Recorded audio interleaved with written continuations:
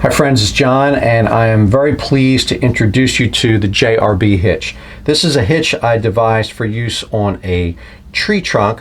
However, I quickly learned that it's got great potential in other applications, and so I'm going to quickly show you how to tie it both on a tree trunk and on a horizontal bar.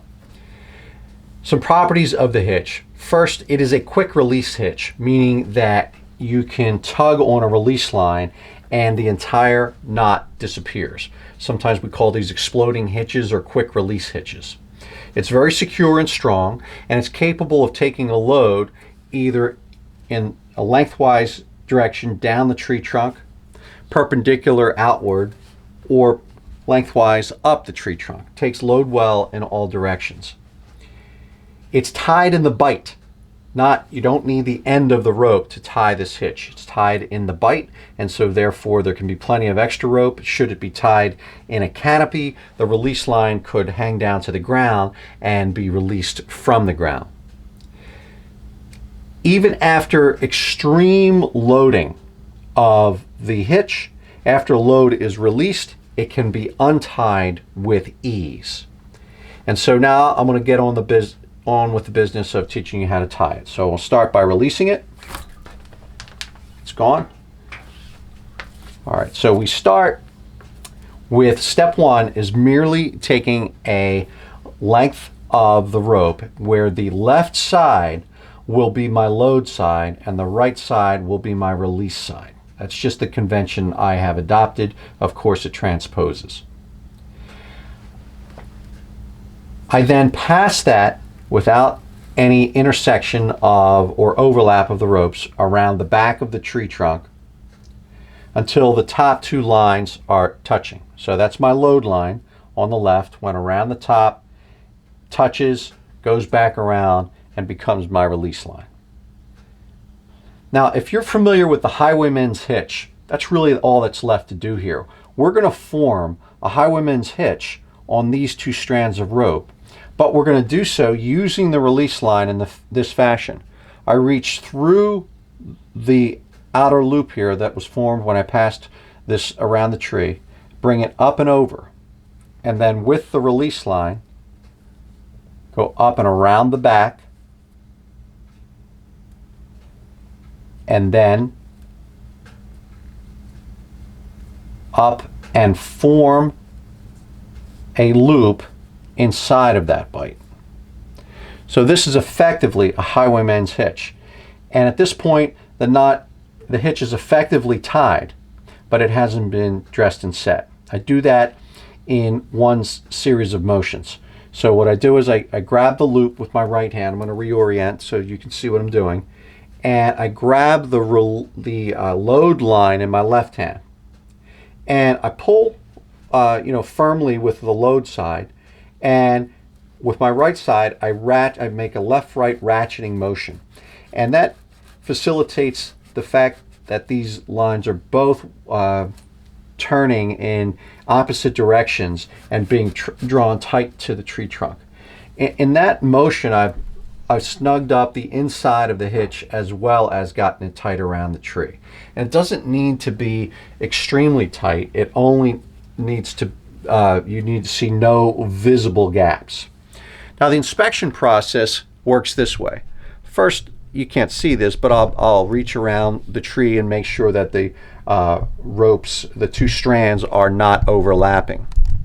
And the inspection of the details are such that the release loop that I have in my right hand here goes into a loop, and that goes into a loop. So we've got a loop and a loop and a loop. It's quite easy to inspect and make sure we got that right.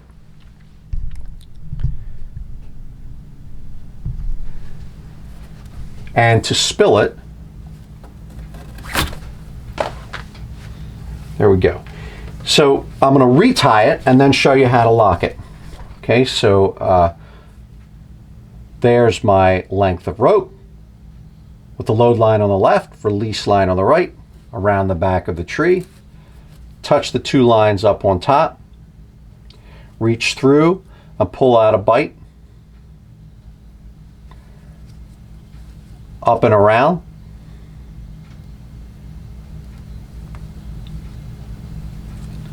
And then form my draw loop.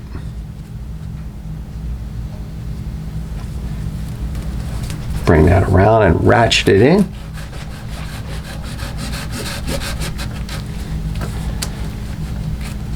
Inspect.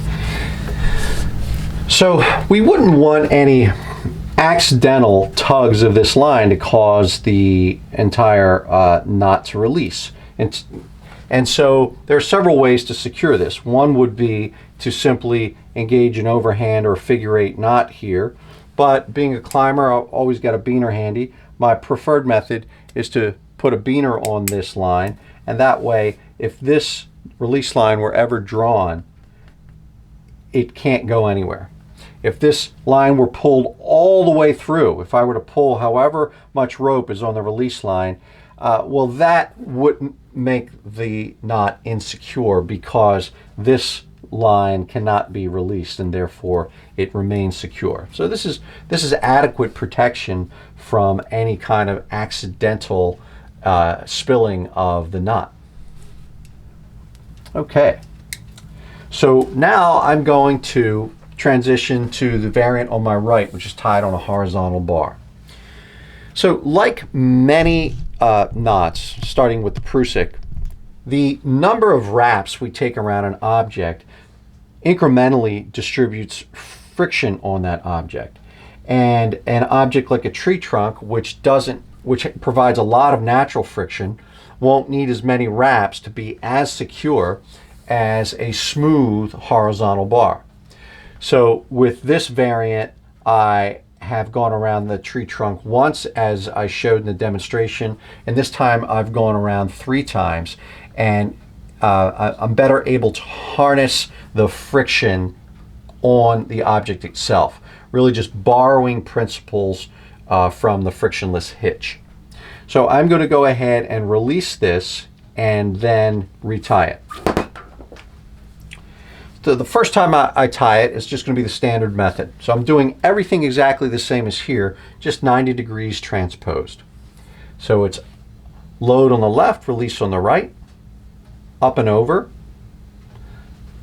hold my load side together, bring a bite up through the original bite, and now, although I'm 90 degrees oriented, I'm creating that Highwayman's hitch in a vertical orientation.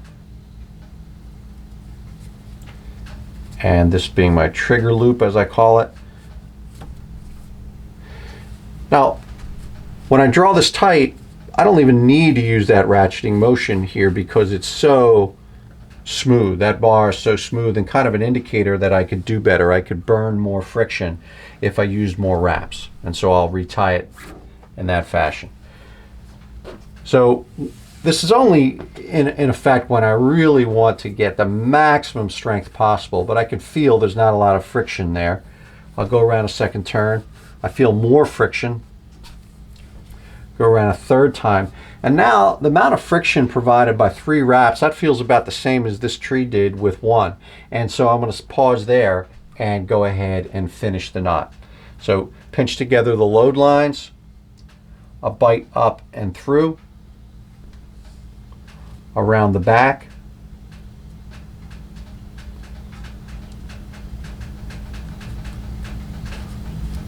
and then up through the front. And I will ratchet that. Now here it was left right, so here, because we're now 90 degrees change in orientation, it'll be up down.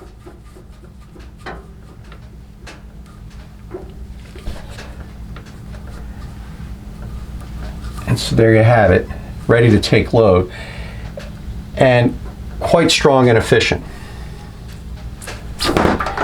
And so what I'm going to do, just realizing how many times I've watched knot videos 7 times before I actually picked up the details, is I'm going to make sure I zoom in a bit and tie it one last time, but slowly. I'll do so on this member.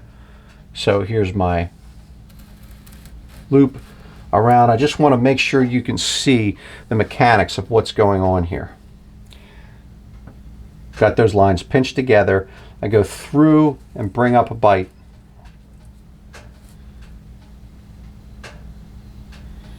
I take that release line and go up around the back, and I'm always working on the same side. So it goes up and around like so, and then up, form a bite and pass it through.